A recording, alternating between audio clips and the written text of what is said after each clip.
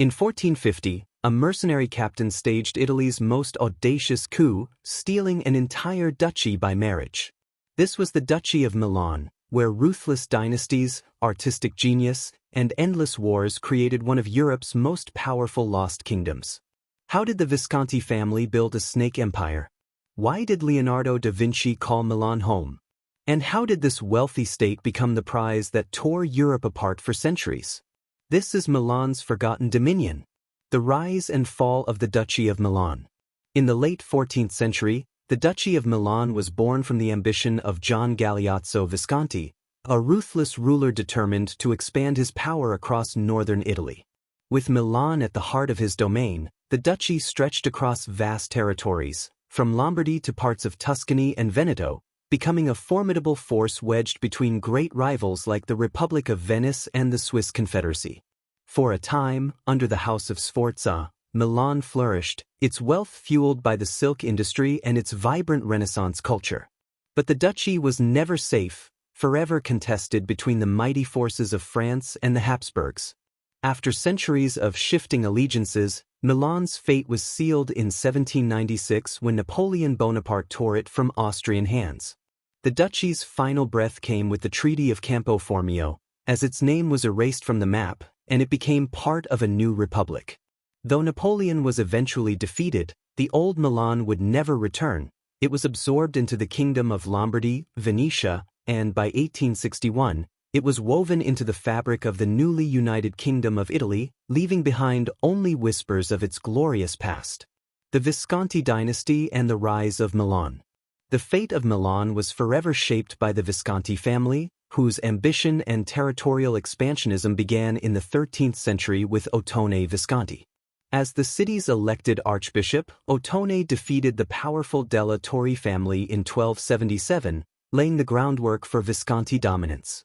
Over the next century, his descendants, Matteo I, Galeazzo I, Azzone and Giovanni, expanded Milan's reach, while the successors of the family, including Matteo II, Bernabo and John Galeazzo, continued this policy of growth and consolidation. The rivalry between family members often boiled over into conflict, but it was John Galeazzo Visconti, after a dramatic coup in 1385, who emerged victorious and unified the scattered territories under his control.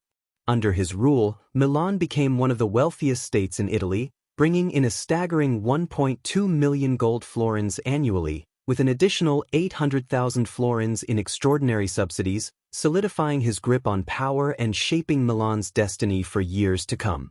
The birth of the Duchy of Milan. On May 11, 1395, a momentous day marked the official birth of the Duchy of Milan.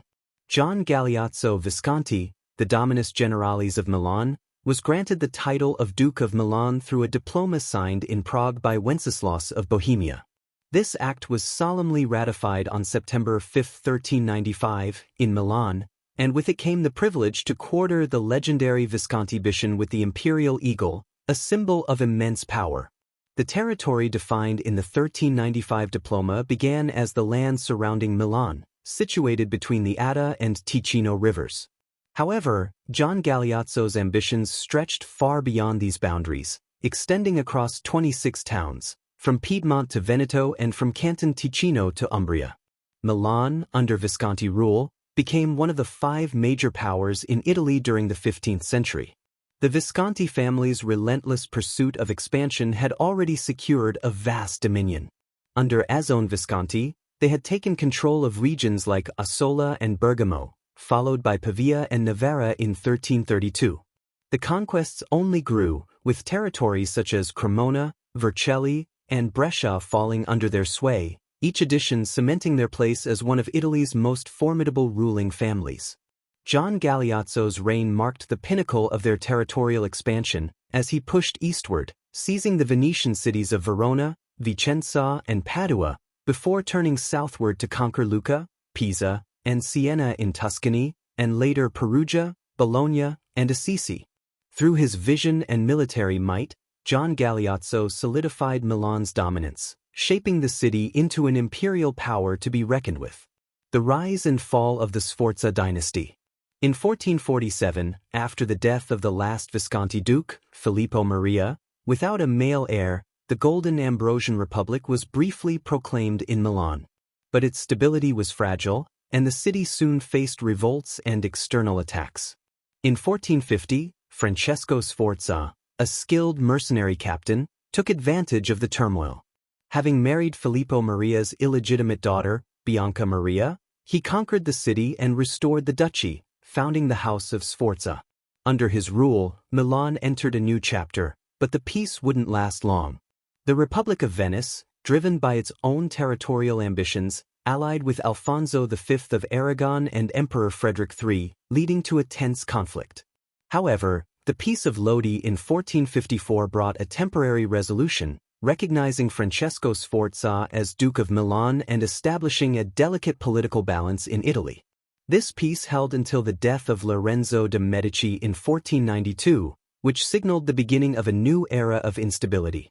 In 1494, King Charles VIII of France entered Italy, disrupting the fragile peace and igniting the Italian wars. At home, the Sforza family was plagued by internal strife. Galeazzo Maria, Francesco's son, was seen as a tyrant, and his assassination in a conspiracy paved the way for his young son, John Galeazzo, to inherit the throne. However, his uncle, Ludovico il Moro, seized power, taking control of the duchy and imprisoning his nephew in the Visconti castle of Pavia, where John Galeazzo died under mysterious circumstances in 1494, an event that would forever cast suspicion on Ludovico. As Milan's internal politics destabilized, Ludovico il Moro's actions provoked a feud with Ferdinand II of Aragon, whose support for the legitimate heir, John Galeazzo's widow, set the stage for further conflict. Ludovico, in turn, supported Charles VIII of France's claim to the Kingdom of Naples, sparking a war that would alter the fate of Italy forever. The Sforza dynasty's grip on Milan was slipping, and the winds of change were rapidly shifting. The tumultuous shifts of Milan, a century of power struggles. Milan's fate oscillated between French and Sforza control during the early 16th century, with a backdrop of complex alliances and devastating battles.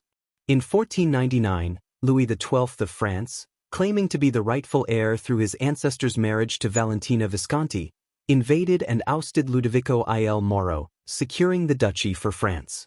However, after his defeat and imprisonment in 1500, the Sforza family briefly regained control in 1512 with the help of the Swiss army, who placed Maximilian Sforza, Ludovico's son, on the throne.